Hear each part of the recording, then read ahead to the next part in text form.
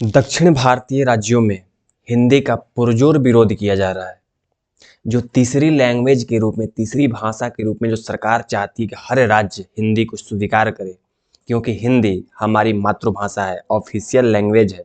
और संविधान निर्माताओं का भी ये थोड़ा सा दिल से था कि हिंदी भारत में प्रसारित हो, हर लोग को हिंदी आनी चाहिए।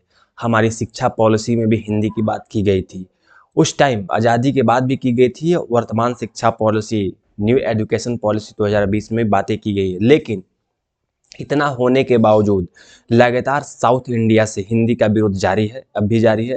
ये जो महाशय सामने आप लोगों को दिख रहे हैं, इनका नाम है स्टालिन, जो साउथ इंडिया के राज्य तमिलनाडु के मुख्यमंत्री हैं। और एक उभरता हुआ चेहरा है, क्योंकि साउथ इंडिया में सिर्फ तमिलनाडु ही नहीं, साउथ इंडिया में आंध्र प्रदेश भी है, साउथ इंडिया में कर्नाटका भी है, साउथ इंडिया में केरला भी है, साउथ इंडिया में तमिलनाडु भी है, साउथ इंडिया में तेलंगाना भी है। लेकिन तमिलनाडु के ही मुख्यमंत्री स्टालिन हर मुद्दा को लेकर एक चर्चा में उभर कर आते रहते हैं, क्योंकि वो तीसरी भाषा का मुद्दा हो या डिलिमिटेशन कमीशन का मुद्दा हो, परिसीमन आयोग का मुद्दा हो, उभर कर यही इनका चेहरे सामने आता है। आखिर हम सारी बातों को समझेंगे, सारे विवाद को समझेंगे, समझने का प्रयास करेंगे कि थर्ड लैंग्वेज जो पॉलिसी गवर्नमेंट अपनाने की कोशिश कर रही है, तो उसमें क्या क्या दिक्कत है और ये राज्य क्यों विरोध कर रहे हैं। आइए थोड़ा नीचे देखते हैं और बातों को समझते हैं। आगे तीसरी लैंग्वेज है क्या, पहले समझना है थर्ड लैंग्वेज फॉर्मूला क्या है जो गवर्नमेंट अपना रही है। तीसरी लैंग्वेज का मतलब है कि एक लैंग्वेज, अगर जैसे मान लीजिए कि जैसे तमिलनाडु की बात करते हैं, तो तमिलनाडु गवर्नमेंट का कहना है कि एक जो मेरा मातृभाषा है, मेरा मदर टंग है, वो है मेरा तमिल। तमिल क्या है? मेरा मदर टंग है, और तमिल पे मुझे गर्व है। ये कहना है कि तमिल मेरा मदर टंग है। और जो सेकेंड लैंग्वेज है वो है इंग्लिश। इनका कहना है कि इंग्लिश ही मेरा एजुकेशन लैंग्वेज है, इंग्लिश ही मेरा बिजनेस लैंग्वेज है। एक तो हम इंग्लिश का प्रेफर कर रहे हैं, हम एक तो अपने बच्चों को हमारे विद्यालयों में इंग्लिश की पढ़ाई होगी और हो ही रही है, दूसरा एक तमिल की पढ़ाई होगी।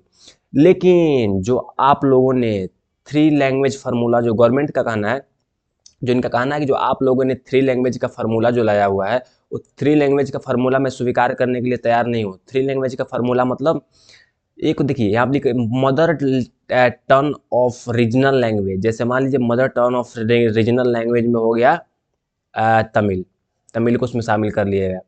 लेकिन यहाँ पे लिखा हुआ है कि अ मॉडर्न लैंग्वेज इंग्लिश, तो इन्होंने इंग्लिश को स्वीकार कर लिया। लेकिन जो इस फार्मूला में थर्ड लैंग्वेज फार्मूला में जो तीसरी लैंग्वेज को बात की गई है, वो हिंदी की बात की गई है। इसी हिंदी पर सबसे बड़ा विवाद है। तमिलनाडु का लोग कह रहे हैं कि आप हिंदी हमारे ऊपर थोपना चाहते हो, हम इन हिंदी को स्वीकार नहीं करेंगे, हम हिंदी को लेकर चलने वाले नहीं हैं। लेकिन गवर्नमेंट का क्या कहना है? गवर्नमेंट का कहना है कि हमारे संविधान निर्माताओं, जो संविधान बनाया, उन्होंने भी हिंदी को प्रमोट करने का प्रयास किया था और बोला था कि संविधान लागू हुआ उसके 15 साल तक अंग्रेजी को आप लोग एक मान्यता दीजिए, उसके बाद अंग्रेजी को खत्म कीजिए और हिंदी को प्रमोट कीजिए। ऐसा संविधान निर्माताओं का मत था, और संविधान में ऐसा प्रावधान किया गया था कि 15 साल के बाद आप हिंदी को प्रमोट करेंगे, इंग्लिश को बैक करेंगे।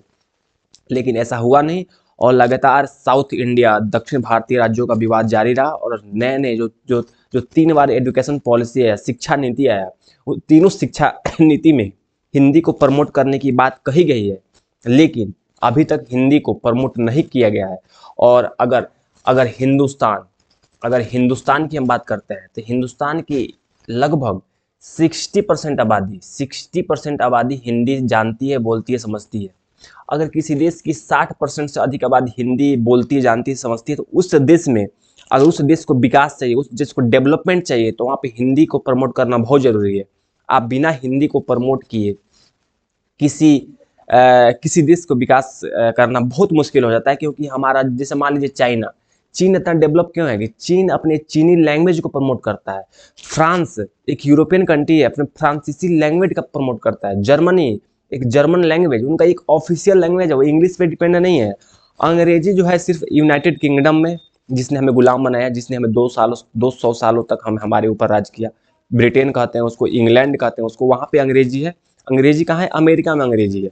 लेकिन जितने भी अदर कंट्रीज है, जर्मनी जर्मन लैंग्वेज पर बात करता है, चाइना जापानीज, इतना डेवलप कंट्री है जापान, वो जापानीज लैंग्वेज की बात करता है। लेकिन भारत अपना हिंदी को लेकर आगे क्यों नहीं बढ़ सकता? क्यों हम किसी और लैंग्वेज पर टिके हुए हैं? क्यों हम अपने जो मदर टंग है, अपने जो लोकल लैंग्वेज उसको प्रमोट क्यों नहीं कर सकते? क्यों हम सिर्फ अंग्रेजी को ही लेकर ढोने वाले? कब तक हम अंग्रेजी को ढोएंगे? इसी के खिलाफ हमारी शिक्षा नीति, हमारे संविधान निर्माताओं ने कहा था कि 15 साल बाद आप अंग्रेजी को डाउन कीजिएगा। आप जब 1950 में संविधान लागू हुआ था, उसके बाद इसमें कहा गया था कि आप 15 साल तक अंग्रेजी को लेकर चलिए, फिर लगभग 1965 के बाद आप अंग्रेजी को बाईपास कर दीजिएगा, छोड़ दीजिएगा और हिंदी को प्रमोट कीजिएगा। और उसी टाइम लगभग 1968 में हमारा जो पहला शिक्षा नीति आया था, फर्स्ट एजुकेशन पॉलिसी 1968 में आया था, उसमें हिंदी को प्रमोट करने की बात कही गई थी कि अब हिंदी को धीरे धीरे प्रमोट करना है, लेकिन अभी तक हिंदी को प्रमोट नहीं किया गया, क्योंकि बार बार यही साउथ इंडिया के राज्यों का विवाद सामने उभर के आता है और हिंदी का प्रमोट नहीं हो पाता है। तो किसी भी देश के विकास में हिंदी एक बहुत महत्वपूर्ण पहलू है। हम थोड़ा सा तीन जो थर्ड लैंग्वेज जो कंट्रोवर्सी है, तीन भाषा का विवाद है, भारत में शिक्षा नीति से जुड़ा एक महत्वपूर्ण मुद्दा है, जो मुख्य रूप से हिंदी, अंग्रेजी और क्षेत्रीय भाषाओं को लेकर उठता रहा है। क्या? हिंदी को लेकर, अंग्रेजी को लेकर और क्षेत्रीय भाषाओं को लेकर उठता रहा है ये मुद्दा।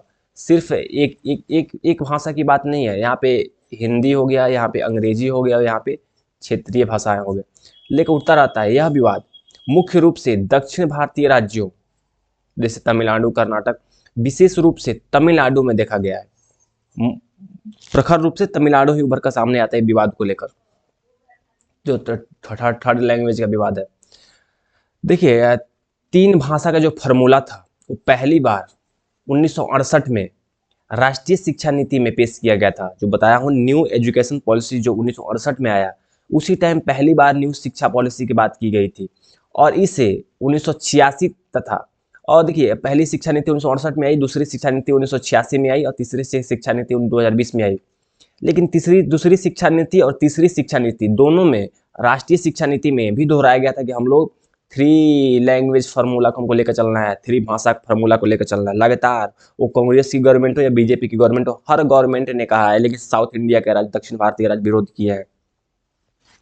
और सिर्फ देखिए, अब शिक्षा नीति में ये प्रावधान किया गया है और शिक्षा नीति सरकार ने 2020 लाया, 2020 वही शिक्षा नीति के अंतर्गत सरकार इसको इम्प्लीमेंट करने का सरकार प्रयास कर रही है कि इसको हम जल्दी से जल्दी इम्प्लीमेंट कर दें न्यू शिक्षा नीति, क्योंकि 2020 जारी हो गया है और 2020 से 2025 लगभग 5 साल बीत गया न्यू शिक्षा नीति आए हुए, लेकिन अभी तक इसको प्रमोट नहीं किया गया है, इसलिए सरकार काम कर रही है।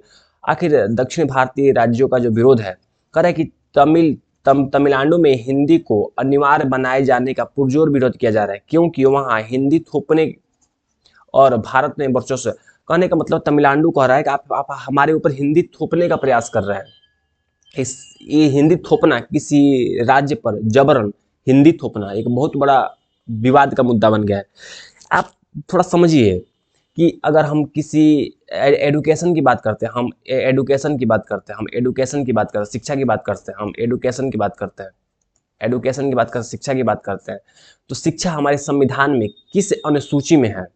संविधान में 2 तरह की अनुसूचियां हैं, एक है संघ सरकार की और एक है राज्यों की, एक है समवर्ती सूची। 3 तरह की सूचियां हैं, एक संघ की, एक राज्य की और एक है समवर्ती सूची।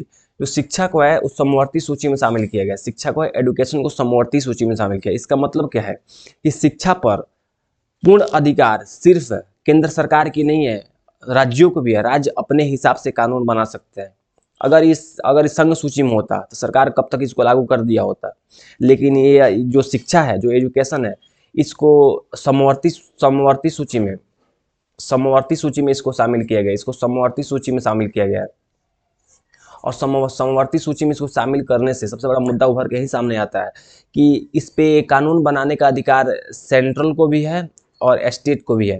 तो आप बिना स्टेट से राय लिए आप शिक्षा में तीसरी लैंग्वेज पॉलिसी आप अपनाने जा रहे हैं, न्यू एजुकेशन पॉलिसी में प्रावधान कर दिया है, इसी को लेकर विवाद हो रहा है कि आप ऐसा नहीं कर सकते, क्योंकि राज्यों का भी अधिकार है ना। कह रहे कि 1937 और 1965 में हिंदी का एंटी हिंदी आंदोलन सिर्फ पहली बार नहीं है कि हिंदी को लेकर इतना विरोध चल रहा है पूरा देश में। कह रहे कि 1937 का बात हो या 1965 का बात हो, पुराने टाइम से भी हिंदी का विरोध हो रहा है। जब देश आज़ाद नहीं होता तब से हिंदी का विरोध हो रहा है। आज़ादी के बाद 1965 में हिंदी का विरोध हुआ, क्योंकि उसी टाइम 1965 में 15 साल 1950 से 1950 से 15 साल जो संविधान ने प्रावधान किया था, तो 1965 में हिंदी को प्रमोट किए जाने की बात की जा रही है। लेकिन उस टाइम से भी विवाद है, कांग्रेस की सरकार थी उस टाइम, कि हमेशा साउथ इंडिया ने भी इसका विवाद किया है और विवादित रहा है। और हिंदी बनाम गैर हिंदी भाषी राज्यों का असहमति। तीसरा मुद्दा है कि जो हिंदी राज्य है, जैसे हिंदी राज्य कहने का मतलब, जैसे हमने सुनते हैं हिंदी बेल्ट है, जैसे यूपी, बिहार, झारखंड, राजस्थान, मध्य प्रदेश, जितने भी राज्य है वो हिंदी राज्य है। और तो हिंदी जो राज्य है वो हिंदी का सपोर्ट करते हैं, लेकिन जो गैर हिंदी राज्य है जैसे तमिलनाडु, कर्नाटक, तेलंगाना, इन्होंने हमेशा हिंदी का विरोध किया है। तो राज्यों में सहमति, अगर भारत में जगह अगर 28 राज्य है तो 28 राज्यों की सहमति बनना चाहिए, तभी तो सहमति बनेगा, तभी तो थर्ड लैंग्वेज पॉलिसी, तीन भाषाओं का जब फॉर्मूला लागू हो पाएगा। राज्यों का सहमति तो चाहिए ही। कह रहे कि हिंदी भाषी राज्यों में नीति आसानी से लागू हो गई है, लेकिन दक्षिण और पूर्वोत्तर भारत के राज्यों में यह स्वीकार्य नहीं है। सिर्फ दक्षिण भारत, और अगर हम नॉर्थ ईस्ट की बात करते हैं तो नॉर्थ ईस्ट में आसाम, मेघालय, त्रिपुरा, मिजोरम, जो जितने भी नॉर्थ ईस्ट राज्य है, जो पूर्वोत्तर के राज्य है, उन्होंने हिंदी का विरोध किया है कि वहाँ की जो लोकल लैंग्वेज, जो नॉर्थ ईस्ट वाले हैं ना, पूर्वोत्तर वाले, वहाँ पे जनजातीय लैंग्वेज कुछ ज़्यादा है। जैसे वहाँ पे जो बोडो है, वहाँ पे अलग अलग जो उनके जो राज्य है, संथाली, और वहाँ पे जो है जो लोकल लैंग्वेज है, जैसे कुकी हो गया, उनका जो अलग है, तो उनका जो लैंग्वेज अलग है। तो आदिवासी है, ठीक है, उनका डेवलपमेंट कम, उनका बातों को थोड़ा सुना जाना चाहिए, वहाँ पे थोड़ा सा संयम के साथ 3 लैंग्वेज फार्मूला का अपनाया जाना चाहिए। लेकिन जो दक्षिण भारतीय राज्य ये काफ़ी डेवलप है, तो यहाँ पे अपनाने में कोई दिक्कत तो नहीं होनी चाहिए, लेकिन विवाद दोनों तरफ से इसका विवाद देखने को मिल रहा है। और हिंदी को राष्ट्रभाषा के रूप में थोपा जाना और गैर हिंदी राज्यों का अस्वीकार करना। कह रहा है कि हिंदी को राज्यभाषा के रूप में थोपा जाना भी इन राज्यों का एक विरोध का कारण रहा है। और अंग्रेजी की अनिवार्यता पर बहस। कह रहे कुछ लोग अंग्रेजी को प्राथमिक भाषा बनाए रखना चाहते हैं, क्योंकि यह वैश्विक संपर्क और उच्च शिक्षा में काम करता है, शिक्षा में आवश्यक है। मतलब हायर एजुकेशन में, उच्च शिक्षा में, और वैश्विक लैंग्वेज में एक बिजनेस लैंग्वेज के रूप में अंग्रेजी है। तो कुछ राज्यों का कहना है, जैसे साउथ इंडिया राज्यों का कहना है कि आप अंग्रेजी को हम प्राथमिकता देंगे, हम हिंदी को क्यों देंगे, हम अंग्रेजी को लेकर चलेंगे। लेकिन गवर्नमेंट का कहना है तुम अंग्रेजी का लेकर चलो, तुम क्षेत्रीय भाषा को लेकर चलो, लेकिन तुम्हें हिंदी को साथ में लेकर चलना पड़ेगा। ये हमारी शिक्षा पॉलिसी, शिक्षा नीति की एक पार्ट है, समझे। जो 2020 के बाद, ये 2020 की शिक्षा नीति को हम समझते हैं। जो वर्तमान जो बीजेपी की सरकार है, वो 2020 में एक शिक्षा नीति लेके आई, जिसको कहता है new education policy, third new education policy. कौन कह रहा है इसको? Third new education policy. कह रहा है कि न्यू एजुकेशन पॉलिसी 2020 में भी 3 फार्मूला, जो 3 भाषा फार्मूला को शामिल किया गया, और लेकिन किसी भी भाषा को अनिवार्य नहीं किया गया। कह रहा है कि तमिलनाडु ने फिर से इसका विरोध किया है और राज्य में केवल 2 भाषा, तमिल और अंग्रेजी को रखने का, मतलब जो न्यू एजुकेशन पॉलिसी 2020 है, इन्होंने 3 भाषा फार्मूला को शामिल किया है, और लेकिन किसी भी भाषा को अनिवार्य नहीं किया है। ऐसा नहीं है कि भाषा अनिवार्य ही रहेगा, लेकिन अपनाने के 3 लैंग्वेज फार्मूला अपनाने की बात की गई है। और तमिलनाडु इसका पुरजोर विरोध कर रहा है। तमिलनाडु बोल रहा है कि सिर्फ हम तमिल और अंग्रेजी पे काम करेंगे, हम हिंदी पे काम नहीं करेंगे। लेकिन गवर्नमेंट का ना, आपको हिंदी को लेकर चलना है, आप बिना हिंदी को लेकर चले देश का विकास संभव नहीं है। और देखिए मुद्दा कहाँ फंसता है, एक थोड़ा सा और एक पेचीदा मामला, थोड़ा समझिए। जो न्यू एजुकेशन पॉलिसी है, इसका कहना है कि अगर कोई भी राज्य, जैसे कोई भी राज्य, तमिलनाडु, कर्नाटक, केरल, बिहार, यूपी, अगर कोई भी राज्य है जो नई शिक्षा नीति को नहीं अपनाता, ध्यान से सुनिएगा, जो नई शिक्षा नीति को नहीं अपनाता, नई शिक्षा नीति के प्रावधानों को अपने राज्य में इम्प्लीमेंट नहीं करता, लागू नहीं करता, तो उस राज्य को केंद्र सरकार शिक्षा के क्षेत्र में सहयोग नहीं करेगी। क्योंकि शिक्षा क्या है? एक जो समवर्ती सूची का विषय है, अगर समवर्ती सूची का विषय है शिक्षा, तो इसमें सेंट्रल गवर्नमेंट और स्टेट गवर्नमेंट दोनों मिलकर काम करते हैं, मतलब दोनों पैसा खर्चा कर रहे हैं विकास के लिए। तो इसलिए केंद्र सरकार कर रही है, अगर आप नई शिक्षा नीति को अगर तुम लागू नहीं करते हो, तो हम तुम्हें 1 भी रुपया नहीं देंगे शिक्षा के विकास के लिए, हमें पैसे नहीं देंगे, तो अपने हिसाब से तुम काम करो, जाओ तुम, ठीक है। यहाँ पे लिखा हुआ ना कि भाषा को अनिवार्य नहीं किया गया, ऐसा नहीं है कि तुम्हें अनिवार्य है, ये फार्मूला लाएगा, आप इसको अपना लीजिए। लेकिन बोल रहा है कि तमिलनाडु बोल हम नहीं अपनाएंगे, तो हो सकता है ठीक है तुम मत अपनाओ, लेकिन तुम पैसे भी मत मांगना हम लोगों से। सेंट्रल गवर्नमेंट का करना है, जो राज्य से केंद्र सरकार का करना है, ठीक है तुम मत अपनाओ, कोई दिक्कत नहीं है, लेकिन तुम पैसे भी मत मांगना। शिक्षा के विकास के लिए तुम पैसे भी मत मांगना हमसे। अगर पैसे भी मांगने आए तो हम नहीं देने वाले। इसलिए तो तमिलनाडु बहुत एक बौखलाया गया है, भाई शिक्षा के विकास के लिए तुम पैसे क्यों नहीं दोगे। इनका कहना है कि सेंट्रल गवर्नमेंट का, अगर तुम पैसा लेना चाहते हो तो तुम न्यू एजुकेशन पॉलिसी 2020 को अपनाओ। अगर तुम न्यू एजुकेशन पॉलिसी को नहीं अपनाते हो तो हम पैसा नहीं देंगे। कुल मिला के विवाद यही है। इसी को लेकर लगातार चर्चा में स्टालिन साहब बने हुए हैं, और स्टालिन साहब का कहना है कि हम न्यू एजुकेशन जो पॉलिसी है, नई शिक्षा नीति है इस नई शिक्षा नीति की जो प्रावधान है, इसको हम नहीं अपनाने वाले हैं। इसको हम क्यों अपनाएं न्यू एजुकेशन पॉलिसी, लेकिन आप लोगों को पैसा देना पड़ेगा। लेकिन वहीं जो सरकार है, जो इनका कहना है कि आप लोगों को पैसा तो देना है पड़ेगा, लेकिन जो सरकार है यहाँ पे, सेंट्रल गवर्नमेंट है, मोदी जी की सरकार है, उन्होंने कहा कि आप लोग को पैसा मिलेगा लेकिन न्यू एजुकेशन पॉलिसी को अपनाइए, अगर नहीं अपनाते आपको पैसा नहीं मिलेगा। तो बताइए आप लोगों को वीडियो कैसा लगा। सारी बातों को ध्यान से आपने सुना समझा। अगर वीडियो अच्छा लगा हो तो वीडियो को लाइक कीजिए, चैनल को सब्सक्राइब कीजिए, बेल आइकन को दबा दीजिए, ताकि मैं कोई वीडियो अपलोड करूँ तो आप लोगों के पास जाए। और अपने दोस्तों में शेयर कीजिए, ताकि अगर कोई भी एग्जाम की तैयारी कर रहा है तो उसको ये पता होना चाहिए, पूरा कंट्रोवर्सी पता होना चाहिए कि आगे थर्ड लैंग्वेज की कंट्रोवर्सी क्या है। नहीं पता होगा तो हो सकता है कि मेंस में कोई एक क्वेश्चन बन जाए तो आप इसके पक्ष में विपक्ष में आप आंसर नहीं रख पाए। तो अपने दोस्तों को शेयर भी कीजिए। अगर वीडियो अच्छा लगा हो तो लाइक कीजिए, चैनल को सब्सक्राइब कीजिए। चलिए मिलते हैं किसी और वीडियो में, किसी और टॉपिक को बात करते हैं। आप लोगों को बहुत बहुत धन्यवाद।